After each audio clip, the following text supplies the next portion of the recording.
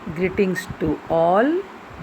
Myself, Dr. Linta Arora, Assistant Professor, Department of Botany, Government PG College Bara, Rajasthan. Today we are going to study about cereals.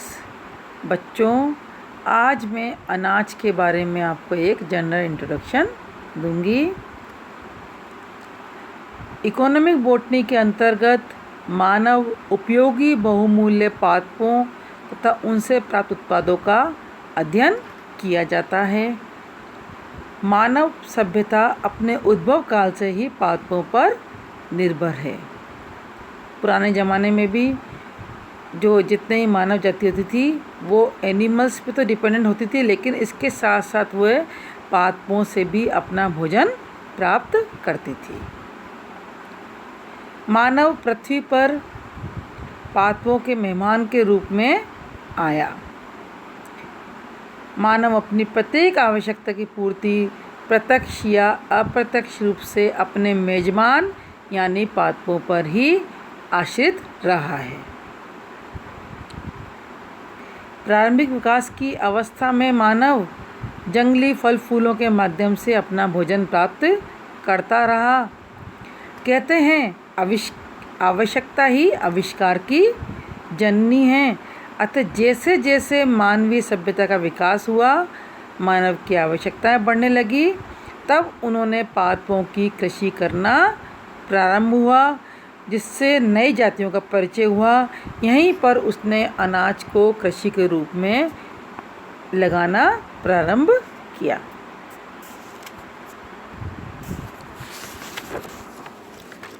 अब हम आते हैं serials.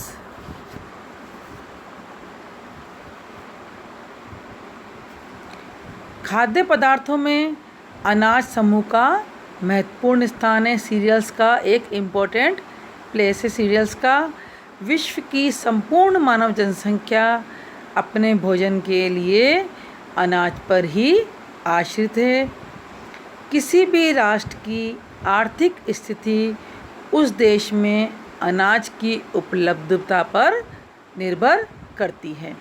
इसी वजह से India में जब अनाज की उपलब्धता अधिक हो गई तो ग्रीन रिवॉल्यूशन आया था। अब हम सीरियल्स पे आते हैं। What is cereal? अनाज क्या है? Cereal are the seeds of cultivated plants of grass family. They include rice, corn, maize, wheat, barley and oat. Cereals are a staple food for people in the Caribbean. Serial शब्द की उत्पत्ति Greek भाषा के शब्द सेरस से हुई, जिसका अर्थ है प्राचीन ग्रीक सभ्यता की अनाज देवी। सीरियल शब्द की उत्पत्ति किससे हुई बच्चों? ग्रीक भाषा के सीर शब्द से हुई, जिसका शब्दार्थ है प्राचीन ग्रीक सभ्यता की अनाज देवी, the goddess of grain of the ancient Greek.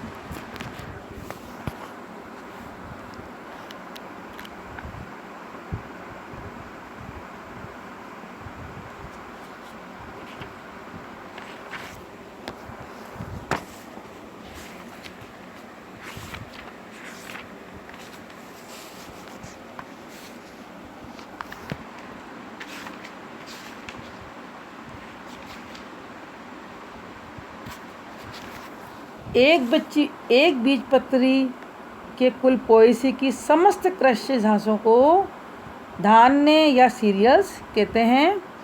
Serials are seeds of cultivated plants of grass family.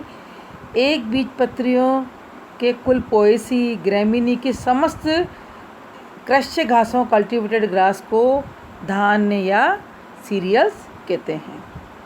इसके बाद एक क्वेश्चन बच्चों एग्जाम्स में ये भी आता है कि व्हाट इज स्यूडो सीरियल्स? कूट धान्य किसे कहते हैं? तो कुछ ऐसे पादप जिनके बीज अथवा फल भी धान्य की भांति ही उपयोगी होते हैं, लेकिन वे वनस्पति विज्ञान की दृष्टि से द्विबीजपत्री होते हैं, डाइकोट होते हैं। उन्हें स्यूडो सीरियल्स कूट धान्य कहते हैं, जैसे कुट्टू को, सिंगाड़ा को कूट धान्य बोलते हैं। बच्चों एग्जाम में कभी क्वेश्चन आया था, what is difference between cereals and pseudo cereals. तो सीरियल्स एक बीजपत्री के कुल पोएसी की समस्त कृषि घासें, कल्टीवेटेड ग्रास को सीरियल्स कहते हैं। कुछ ऐसे पादप जिनके बीज अथवा फल भी धान्य की भांति ही उपयोगी होते हैं, लेकिन वनस्पति विज्ञान की दृष्टि से वह द्विबीजपत्री होते हैं। इन्हें हम स्यूडो सीरियल्स कहते हैं, जैसे कुट्टू और सिंगाड़ा आदि।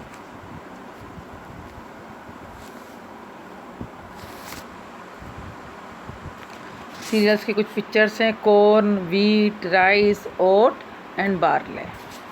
Forms, cereals come in many forms, they include whole grain, example corn, maize, wheat,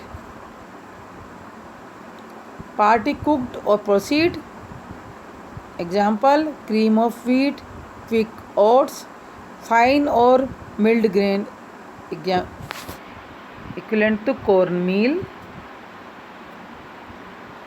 example क्या है इसका, कॉर्न मील। फाइन और मिल्ड ग्रेन्स, इसका एग्जाम्पल क्या है, कॉर्न मील।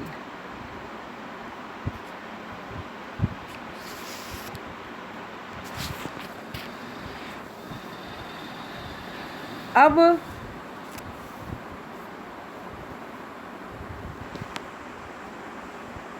वास्तव में पोएसी कुल के सदस्य जो वार्षिक घास से धान्य फसलों के अंतर्गत आते हैं, इस कुल के सदस्यों का फल क्या कहलाता है, कैरियोप्सिस कहलाता है, और ये ही अनाज दाने कहलाते हैं, ग्रेन्स कहलाते हैं। सीरियल्स को 4 भागों में विभाजित किया गया है, main cereals, minor cereals, millets and pseudo cereals. मुख्य अनाज मेन सीरियल्स में गेहूँ, चावल व मक्का को रखा गया है। माइनर सीरियल्स गौण अनाज में जई, राई और जौ को रखा गया है। तीसरा है मिलेट्स, मोटे अनाज में ज्वार, बाजरा और सभा को रखा गया है। 4th नंबर पे है स्यूडो सीरियल्स, कूट अनाज, इसमें कुट्टू और सिंघाड़े को रखा गया है।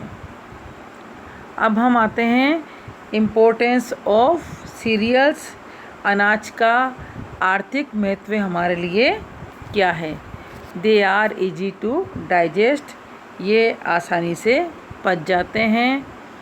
They are widely available, easy to transport, store in bulk quantities, ये आराम से हमें आसानी से उपलब्ध रहते हैं, इजीली ट्रांसपोर्ट हो जाते हैं और ये बल्क क्वांटिटी में स्टोर किए जा सकते हैं।